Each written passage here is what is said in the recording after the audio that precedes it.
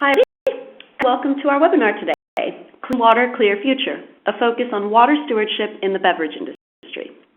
Thanks for joining us today. I have with us Laura Nelson and Nick Martin for the presentation. Now, to actually begin with the webinar itself, I'm going to go over a few technical instructions. If you have any problems with the technology or the audio, use the chat box on the right-hand side to send a message to me. Select it from the drop-down menu, send a message, and then I'll get back to you. We're holding a Q&A session at the end of the presentation. So to ask a question, please type into the Q&A box on the right-hand side of the screen and press send. You can ask at any time during the session. And if you'd like to actually connect through your phone, please use the chat box to contact me for more details. With that out of the way, I'm going to go ahead and hand it over to our presenters. Laura? Thank you, Vanessa. Thanks, everybody, for joining us today. I'm Laura Nelson with Antea Group, and I also work with the Beverage Industry Environmental Roundtable, or BIER. Before I start, I just want to thank 2 Degrees on behalf of BIER and Antea Group just for having us back. This is the 3rd year that we've had the opportunity to talk about our annual benchmarking study, as well as some of the other things that BIER is working on every year. So with that, I'm going to turn over to my next slide. I think, there we go, which is an agenda slide. Today we'll start off with a quick introduction to BIER. So for those of you who may not be familiar with the Beverage Industry Environmental Roundtable, I'll give a little bit of a background. We'll then step up to why BIER benchmarks. I'll then present the 2012 Water Use Benchmarking Study highlights. I'll then turn the conversation over to my colleague Nick Martin, who will talk a little bit about a recent guidance document that BIER put out dealing with business water risks and opportunities, and how the beverage industry assesses those risks and opportunities. Finally, as Vanessa mentioned, we'll have some time for questions and comments. So on this slide here, what is BIER?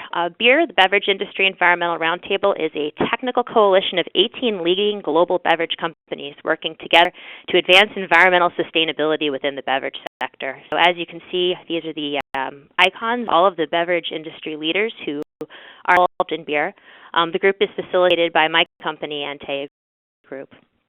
And just so folks are aware, when I do present the results from our 2012 study, only 17 members will be included in there. We were happy to welcome Sun Orchard just in January of this year. So next year they will be included in our evaluation.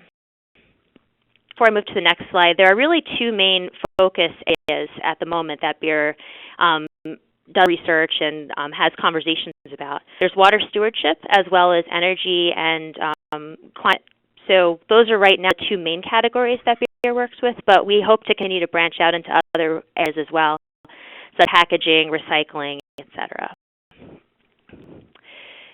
Which leads to what is BIER doing. So for the past 6 years, BIER has done an annual water use efficiency benchmarking study. This report, which will have the results that I'll present today, is also available on our website should anybody want a little more information. For the first time this year, we actually included an energy benchmark in our internal report study. We felt that the results weren't quite ready to release to the public yet, but just an eye out in the next couple of years, we hope to release our energy use benchmarking study results as well. Developing common methods, such as best practice guidance documents. Here's a picture of a couple of the best practice guidance documents that we've put together. Because we have such great expertise in our group and such great representation of the entire beverage industry, we put that expertise to work and collaborate on these great documents. Beverage industry sector guidance documents. So here's an example of the 3 that we have currently available on our website. We have a document for greenhouse gas emissions reporting that we released in 2010. On water accounting that was released in 2011, and the document that my colleague Nick will talk about a little later, a guidance for managing water-related business risks and opportunities. And 3 documents aren't necessarily meant to reinvent the wheel and create a new process, where these documents look at the processes that exist out there, as well as some of the tools that the industry is using and put together a common methodology for the beverage industry to use. So it takes a lot of the guesswork out of the process.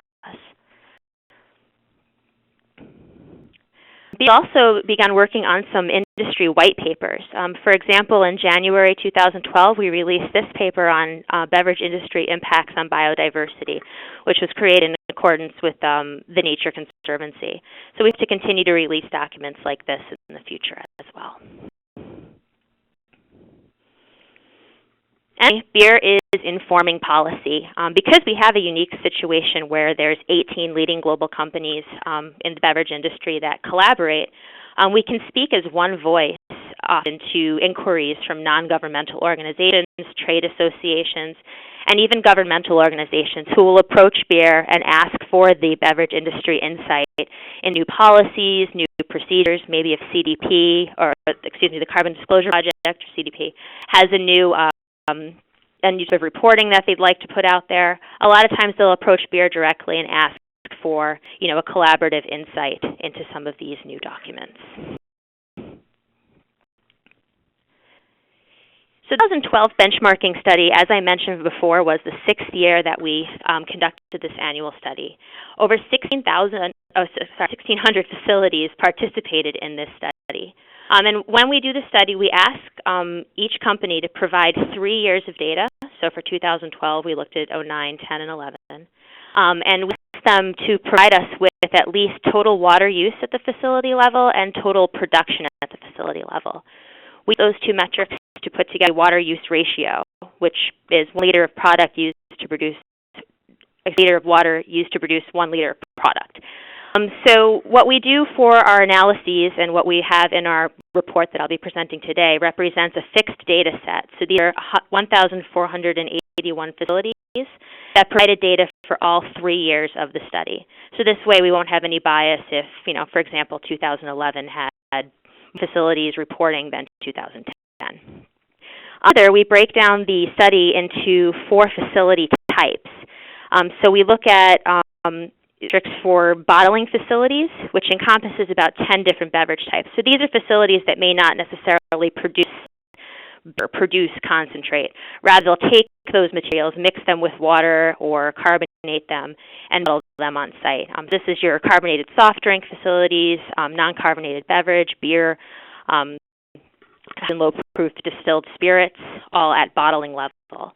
We also look at breweries or facilities that actually produce the beer, wineries that produce wine, and finally distilleries, facilities that actually go through the distilling process and produce spirits.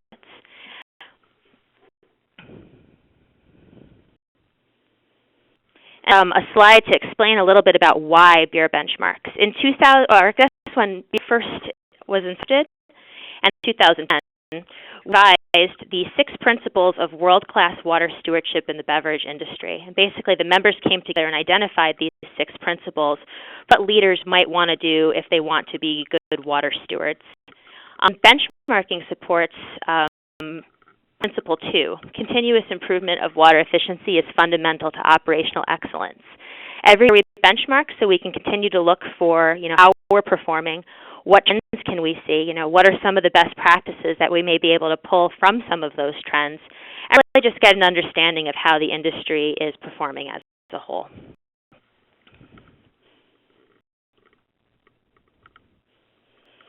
So now I'll present some of the conclusions from our 2012 benchmarking study. And slide represents, again, that fixed data set that I talked about of facilities that report 3 years of data for the entire industry. On the left is our total water use for the industry. And as you can see, it decreased 5% from 2009 to 2011. In the center, we have total production for the entire industry, which increased of 6% from 2009 to 2011. And finally, the good news, our water use ratio has dropped 10% from 2009 to 2011. So seeing some improvements at this high level. Additionally, when we look at the individual facilities that are included in this data set, 73% of those individual facilities report a water use ratio improvement during that 3-year period. little bit specifically about those facility types and beverage types. With carbonated soft drink bottling facilities.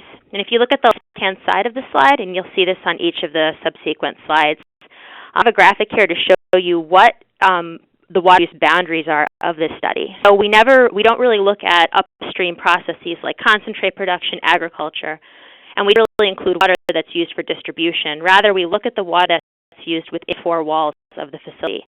So carbonated soft drink bottling, we look at our treatment and blending and bottling, those types of water uses. 725 facilities were included in this carbonated soft drink data set. And of those facilities, 74% improved their water use ratio over this study period. We saw the subset improve their water use ratio by 9%. We also do another study where we try to look at facilities that produce 100% of one type of beverage versus facilities that may co-produce other types. So soft drink facilities that produce 100% carbonated soft drinks show 9% use ratio improvement, much like the full data set. But when we have facilities that are, mixed with other types of products, we may see some other variations in performance of water use ratio due to those different processes on site. To bottled water facilities, and this is all types of bottled water. Natural water, spring water, and mineral water are the three types that we look at for the study. We had 131 bottled water facilities report in for the 2012 study. And of those 131 facilities, 75% improved their water use ratio over the study period. Overall, the subset showed a water use ratio improvement of 5%. I did a similar analysis where we looked at beverage product mix of 100% bottled water. And again, much like carbonated soft drinks, saw a very similar improvement of 5%. With the full data set and just those facilities that produce 100% bottled water.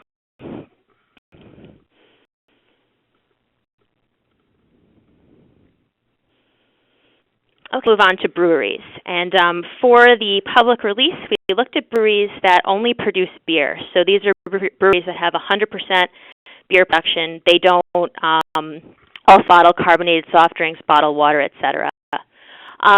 There were 296 breweries that were included in this data set. 83% of those breweries improved their water use ratio from 2009 to 2011. So it's no surprise that we also saw a significant water use ratio decrease of 12%. It's best water ratio performance that we've seen in all of the data subsets. And one thing I'd like to point out is the range of water ratios, 0.17 to 6.62. One thing we've seen over the years is that package type and facility size typically affect the range of water use ratios for breweries. So for example, if you have a brewery facility that's bottling small packs, so individual bottles, you may tend to use more water than a facility that is producing or is packaging in larger packs like tanks or tanks. You may not need as much water to sanitize every individual bottle, etc. Same thing with facility size. We tend to see lower water use ratios if there's a higher production volume at facilities. And that may be because, it's more of an automated process, because it's higher volume. Maybe they're just producing one type of product. There's lots of different variables that go in there, but these are just two of the trends that we see typically each year in this study.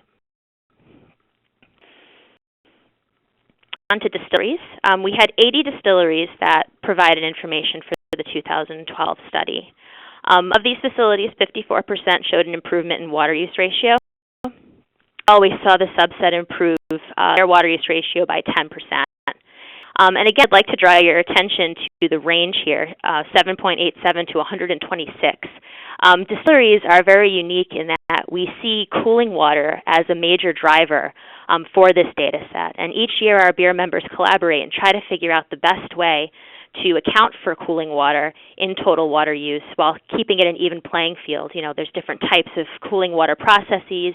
You want to make sure that, if we're including cooling water, we're accounting for it in the right way.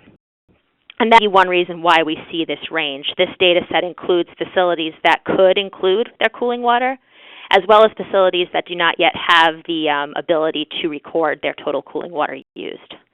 Alcohol content and product type are also drivers for this range. Again, differences in processes will lead to different water use ratios at a facility level. Okay. Moving on to wineries. Wineries are the smallest data set in our study at 27 total wineries reporting. 9% of those wineries improved their water use ratio from 2009 to 2011. But it's also important to point out here that the winery subset was the only major subset that showed an increase in water use ratio of 26% from 2009 to 2011. And you can see the next bullet on the slide. They also showed, the whole data set also showed a production decrease of 25%. So I guess this is statistically speaking, when we had one of our partners do a statistical analysis and looked at this performance, we can actually show that there is a direct connection, especially with the winery data set, that as production volume decreases, you tend to see an increase in water use ratio. And this is something we've seen for the last couple of years with the winery data set. We'll continue to look into that and try to identify maybe some more drive for that decrease in production and some of the other trends that we see.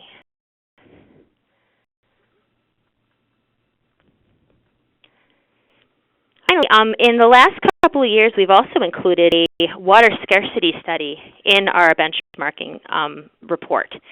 We used the World Business Council for Sustainable Development Global Water Tool on this slide to identify where our facilities are located in cost to annual water renewable water supply per person, which is what this graphic shows.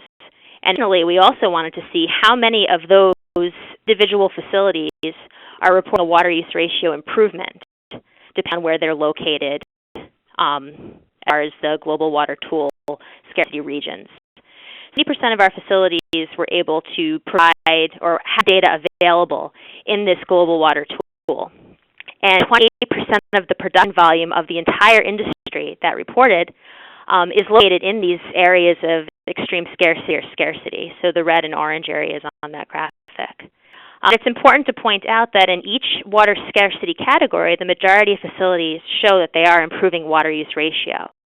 So some drive throughout the industry, but especially in those areas that are affected by scarcity, that's showing some improvements in water use ratio over time. And in 2012, we also used the World Resources Institute Aqueduct Water Risk Analysis tool to evaluate future scenarios and where our facilities may be located according to those climate change scenario regions. We used 2025 A1B, which is basically a future scenario where a lot of the conditions that currently exist will be about the same. So as you can see, this graphic shows you, the number of facilities in each of the regions. Again, that performance number there, the print reporting water use ratio improvement from 2009 to 2011. 94% of our facilities were evaluated in this assessment, or at least had data available through the Water Risk Atlas. 9% of the facilities in the study were located in areas that are expected to increase water stress, so the low red areas on this list. And 78% of facilities that are located in these areas expected to increase stress also showed a water use ratio improvement from 2009 to 2011. Again, as you can see in this graphic, the majority of facilities are trending towards water use improvement over the study period as well. And really good time to pass this over to Nick, a little bit more about water risk and the perspective discussion. Good, Laura. Well done presenting those results as well as always. Morning, afternoon, all. I am Nick Martin with the Antea Group, a partner with the Antea Group and facilitator of the BIER Water Working Group. I wanted to steal a little bit of time this morning with this presentation to talk about a document that we published late last year, which is very relevant to our benchmarking benchmarking. The document is titled, as you can see in the upper right corner there, Practical Perspective on Managing Water-Related Business Risks and Opportunities in the Beverage Sector. As I mentioned, this is a real logical extension of not just our benchmarking work, but also a document that we published back in 2011, which were also highlighted, which was a practical perspective on water accounting. So for everyone that works in the water space, which I would imagine a number of those on the call do to some extent, water is very complex, it's multidimensional, and it's highly localized. So given the beverage sector's maturity in this space and working in water related to a number of sectors, early last year the membership really felt that there was an opportunity here to develop a unique guidance document, something tailored more to the practitioner than other guidance that's currently out there looking at water risks and opportunities to global companies. We really try to put together a document that was something useful for those within global companies that have the responsibility to not only identify but also begin to prioritize and then manage your water-related risks and opportunities, especially for global operations. That's not an easy task when you're talking about hundreds, if not thousands, of locations throughout the world, looking at water conditions that are very specific to a given location, and trying to decide where do you put your time and effort, where do you invest your resources, where do you build capacity, and where do you collaborate with others within a given watershed. Those are very challenging decisions that are becoming more and more challenging, especially when you start to look at water in relation to a variety of other issues and opportunities, be it in energy, social aspects, corporate responsibility, etc. A couple of key highlights I really wanted to present with this document is one that it was published back in November 2012. It is available on the BIER website. I would encourage everyone to download the document and take a look. It was a very collaborative effort with our members. The membership was very engaged in this document. I think you'll see that come through in various sections within the document. I also had a series of very focused interviews. So we took individual steps within the process and really tried to dive in with members to say, how do you approach this step? What were the challenges? What were the successes? And what are those kind of key factors that you would want to share with another practitioner? And that practitioner within the beverage sector, obviously, but we also tried to write the document so that it could be relevant to other sectors. So a lot of techniques, a lot of the tools, a lot of the resources, experiences can obviously be reused in a variety of sectors that are also trying to get their arms around water-related risks and opportunities. You'll also find in the document that the member experiences are very important, and the insights. We did really try to tackle what I'd say is the good, the bad, and the ugly of doing this type of assessment work. And I kind of half jokingly, but it was really, really important to not just talk about what has gone well, what has been completed, where there have been successes, but to also really acknowledge that this is challenging work. I help a lot of clients with this in a lot of sectors, and it's not easy. There's a lot of variation in the data available, the integrity of the data, and then obviously water is so localized that you have to find the right level of assessment that leads to something that's actionable in the end. There's a lot of challenges, so we really wanted to capture not just the successes but challenges, and then where the focus is placed now. There's a lot of innovation happening. There are a lot of new tools and resources available. And how can other practitioners take advantage of that? A couple highlights, and you see on this slide, main components of the document that I think readers will find really useful is, one, we did structure the document around a step-by-step process. So everything from how to determine the scope of a given assessment through the data collection, pattern analyzing the data, prioritizing risks and opportunities, and last but not least, the management of those risks and opportunities. What you do to really drive change, to implement the defined actions, and to make use of an assessment of this nature. The site are tools and resources. There's a a number of different tables and appendices within the document. One table captures a lot of the tools that are out there, from the water mapping tools to a lot of different guidance documents and case studies. We highlight what has been most utilized and most useful to the different members that have gone through this type of assessment. And then there's also other tools and resources like a list of questions you could ask. You could ask of your sites and locations, questions you could look into for watershed. So what are the sensitivities? What are the conditions in a watershed? We really try to consolidate a lot of that knowledge into, I think, a very useful resource. And then last but not least, which I talked about previously, is the member experiences. So there are quotes, there's kind of a ranking of issues, shortlisting different challenges, different successful techniques that were used, and everything from gauging sites to how you score and prioritize risks and opportunities. I think you'll find a bit of that throughout the document that is very useful. And again, it's very practitioner focused, which we felt made this document very unique compared to a lot of the guidance that is out there on this subject. Or if I could get you to flip the next slide there. So what I wanted to cover is just the underlying method that we utilize in the document. I think this is really important to this type of work. A lot of times I think individuals go about this type of work re-looking at it either maybe too small of a scope in terms of I'm only going to look at the scarcity of a given location, don't consider the water conditions around water, be it the quality of water in the watershed or come into a facility, the governance structure, the water costs, and then obviously the social dimensions around water in terms of how sustainable is it being used, what economic development in a given area. So we really wanted to come up with an underlying method that appreciated those multiple dimensions of water, because you do have to account for them to some level. It doesn't have to have the same level of priority with each dimension, but also can't be looked at as siloed or kind of in isolation, because it is very connected, it is very dimensional, and it is a challenging issue to really get your arms around.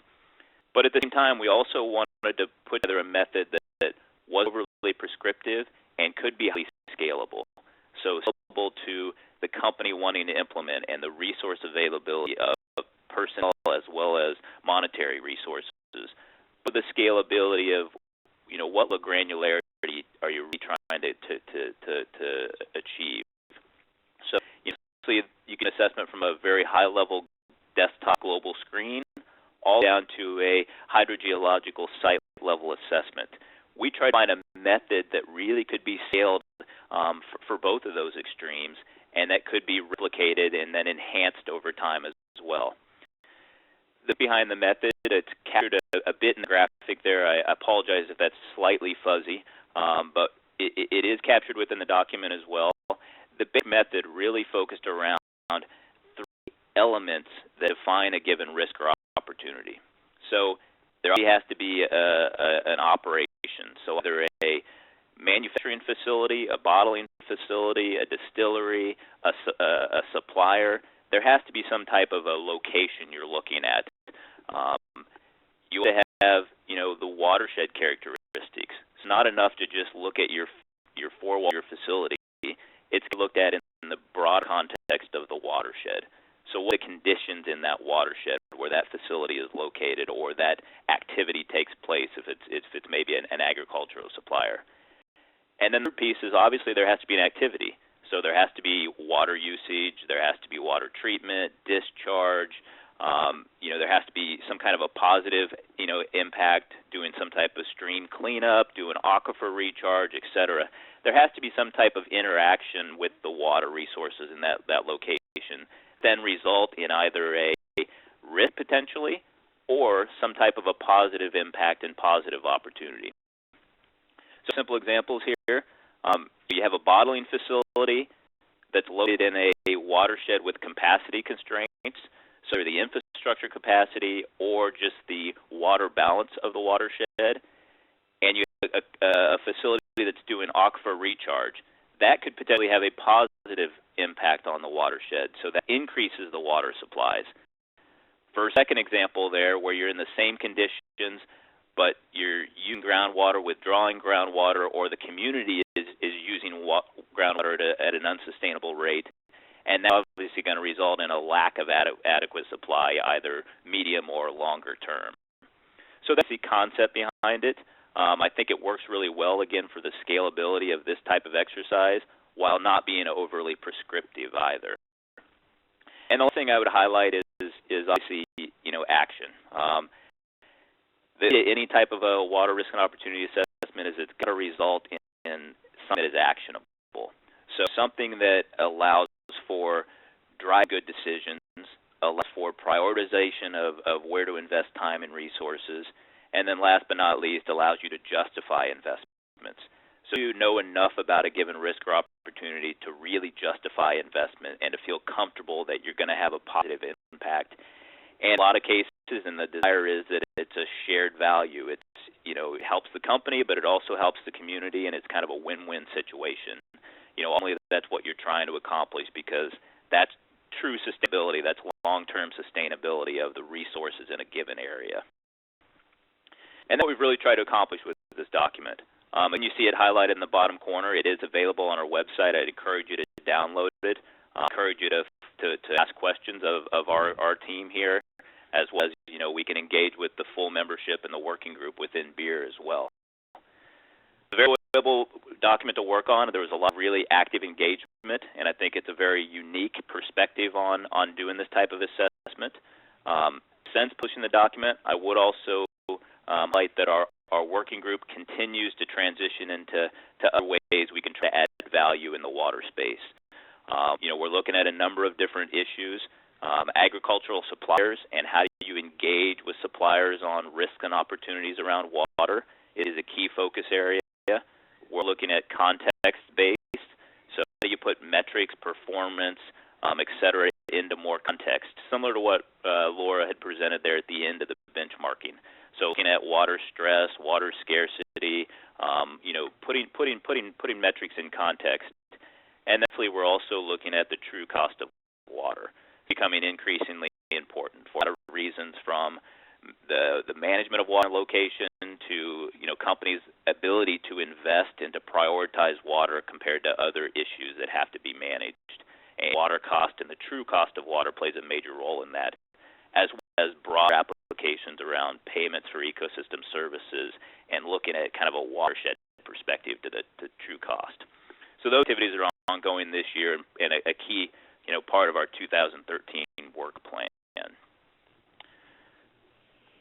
Laura, I think we can transition to our last slide here. Yep. Go ahead.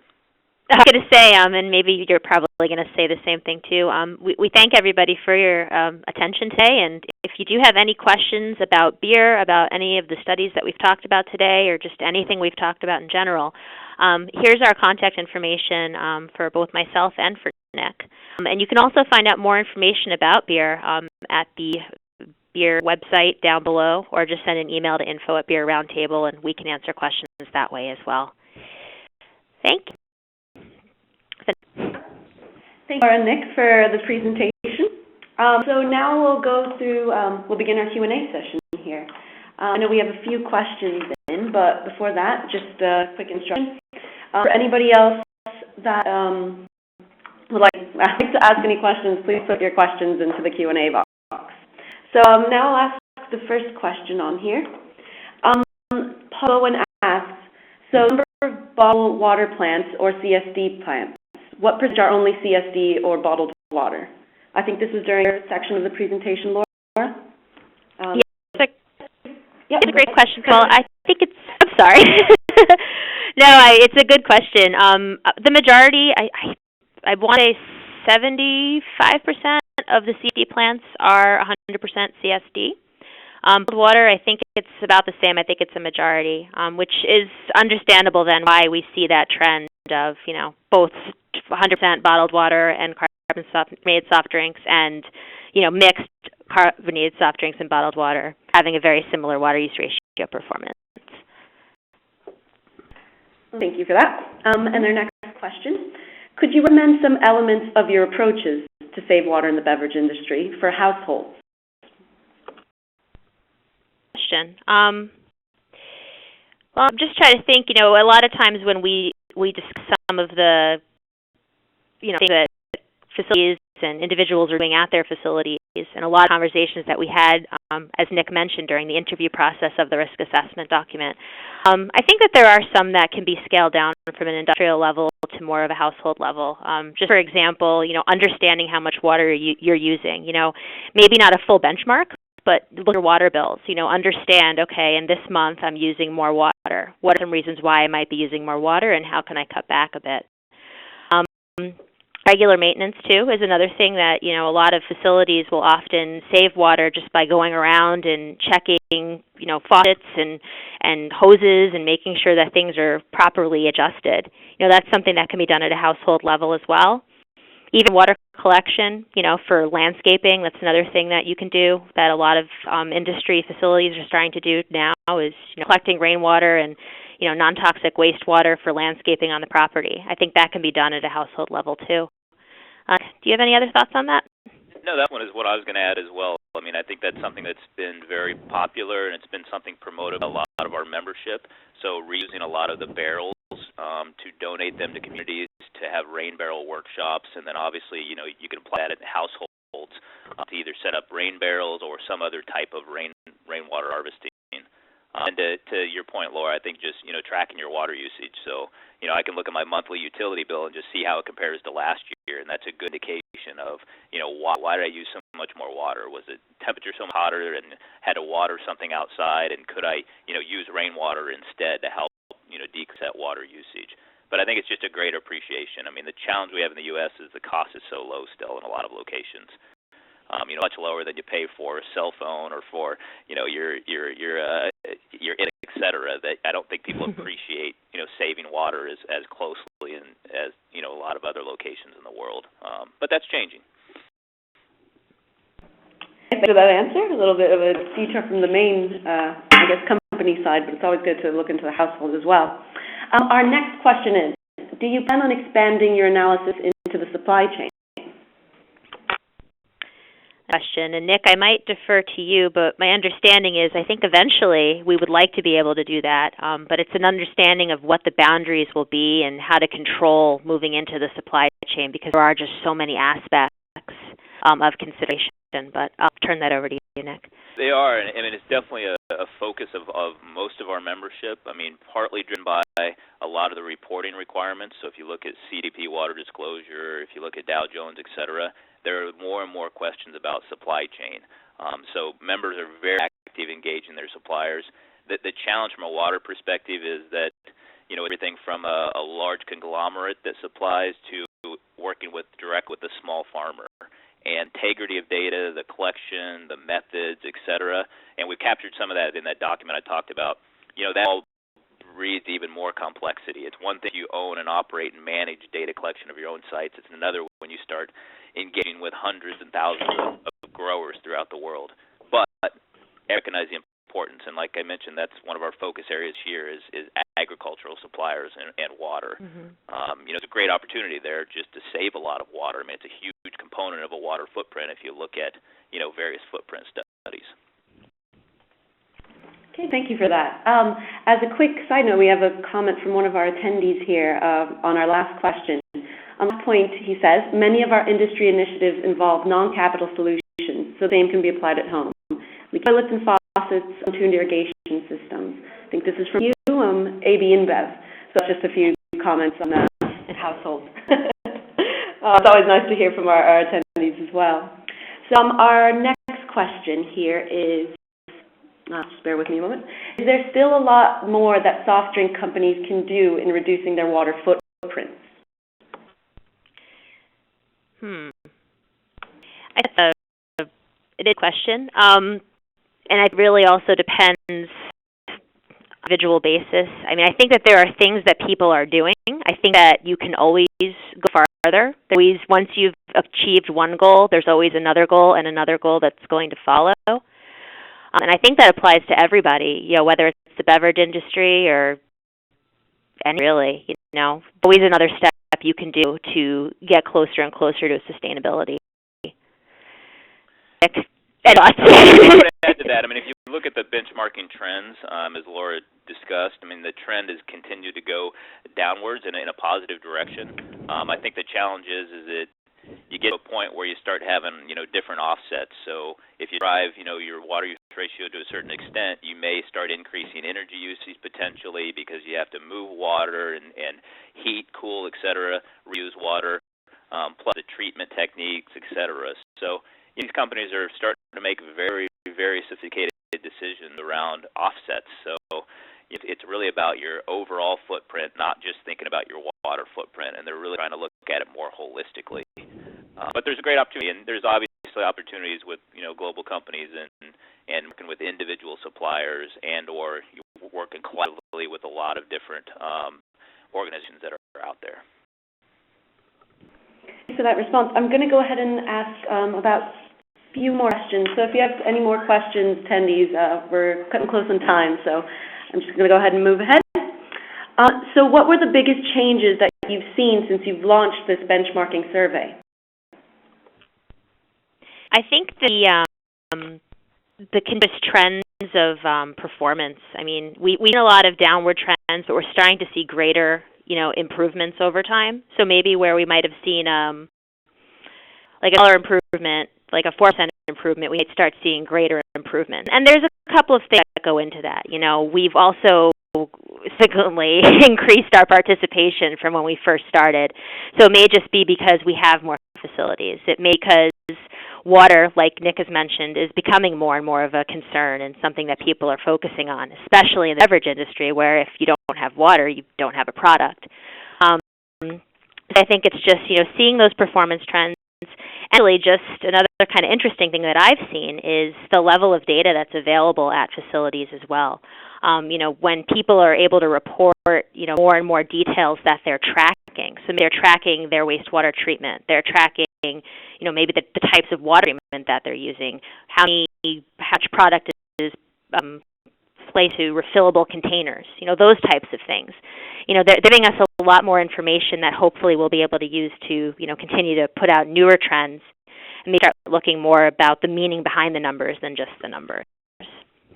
Absolutely, and I think the integrity of data has improved. I mean, the peer pressure to some extent drives that because you want to make sure you have the right numbers and that you're comparing apples to apples to some extent. But I think it also has helped really drive further improvements because you have something to benchmark against that is very relevant. So it's not pulling generic benchmarks or benchmarks of other sectors. It's benchmarking very like facilities, even on a regional basis, which, then really helps companies prioritize, driving more efficiency with their facilities. The other thing I think has been the kind of pre-competitive sharing. So this benchmarking, like Laura mentioned, has resulted in a lot of sharing of ideas and suggestions to help all companies try to improve and to manage water better so that they can focus their attention, as somebody mentioned, more on their supply chain and maintain their continued improvement with their facilities, but start to broaden their perspective even more. Okay, Nick and Laura for that. So for our next question, what is up ahead in your next survey? Are you looking to do any changes? That's a good question.